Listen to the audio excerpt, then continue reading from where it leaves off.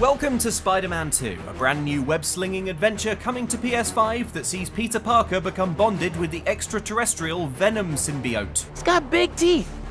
So do I. And while there are countless comic books, movies, and existing video games that tell us letting an alien species run riot in your brain and amplifying your darkest desires is a bad thing, we've played Spider-Man 2 for multiple hours ahead of its release, and actually, we're now thinking this symbiote stuff is great. Just consider all the new powers you get, so long as you don't mind Peter Parker swapping warm-hearted comedy quips mid-battle for hurting his enemies very badly and on purpose. You asked for this!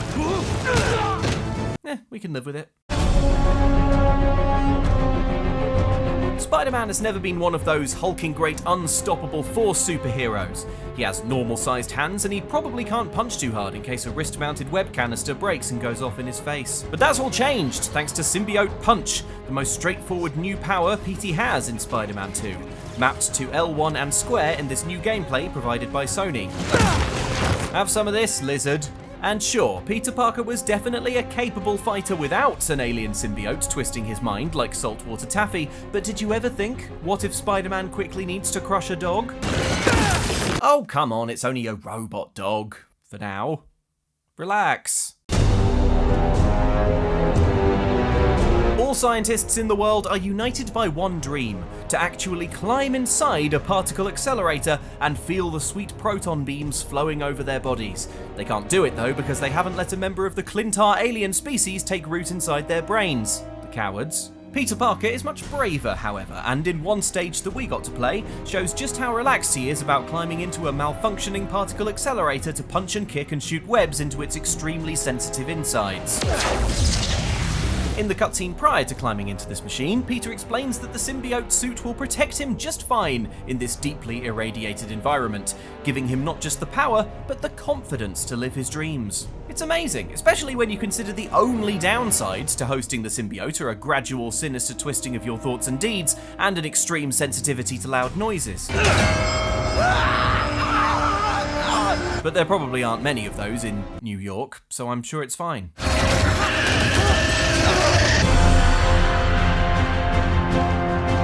Now admittedly, hosting the symbiote does seem to have altered Peter Parker's personality somewhat, because we don't remember the old Spider-Man ever binning a rescued civilian into the tarmac.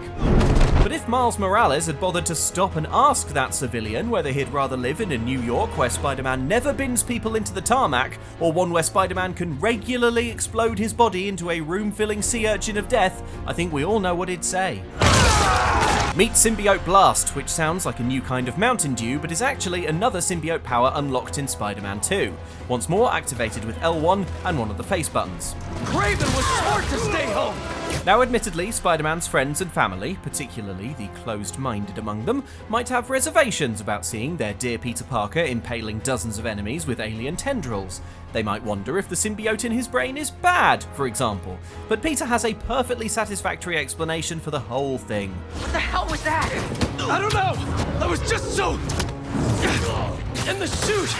See? It's all under control. Spider-Man doesn't really go berserk as such, except presumably when his movie series gets rebooted again and he has to watch Uncle Ben die for the 8th time. As a consequence, the previous Spider-Man game didn't really have a berserk mode, that thing you're probably familiar with in video games where you switch into a temporary state of intense damage-dealing fury. Thanks to our good and trusted friend, the alien symbiote, however, PT can tap into a well of limitless anger and activate Symbiote Surge by clicking in both joysticks. No more painstakingly dodging and countering, whittling down enemy stamina. Now every attack is a one-hit KO, as powerful as it is almost certainly fatal.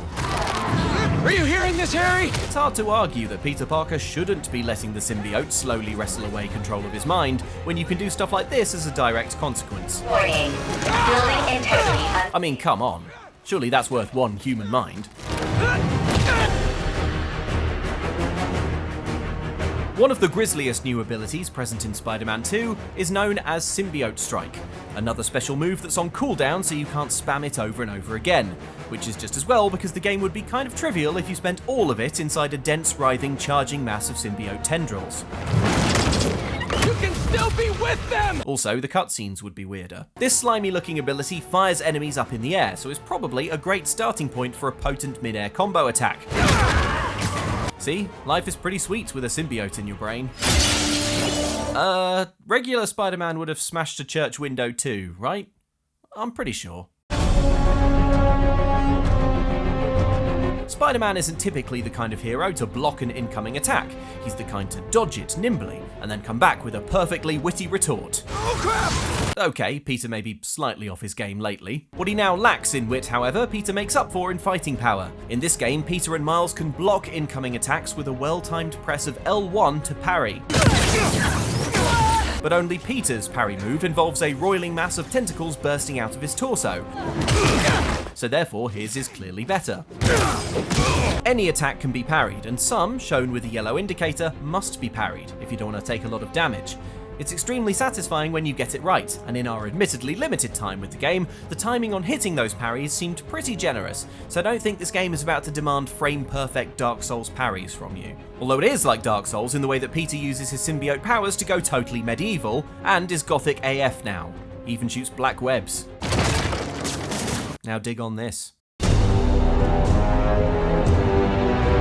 All Peter Parker's new abilities are hilarious fun, but in the time we spent playing, there was one we favoured more than all others, and found our eyes constantly darting back to its icon to check if it was ready to use again. You made some mistakes, but it doesn't have to end like this! It's called Symbiote YANK, and sees Peter fire out thick ropey tendrils of alien gloop, then use them to smack an opponent's head into the floor.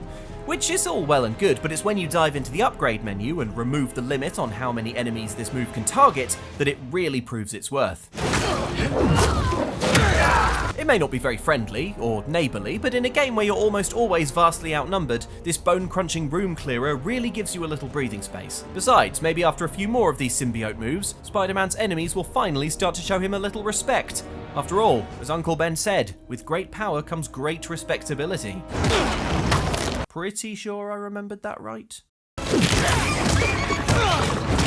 So those are some of the ways Spider-Man 2 actually makes a pretty compelling case for letting a lump of probably evil alien goo take up residence in your human body, because it is fun as hell.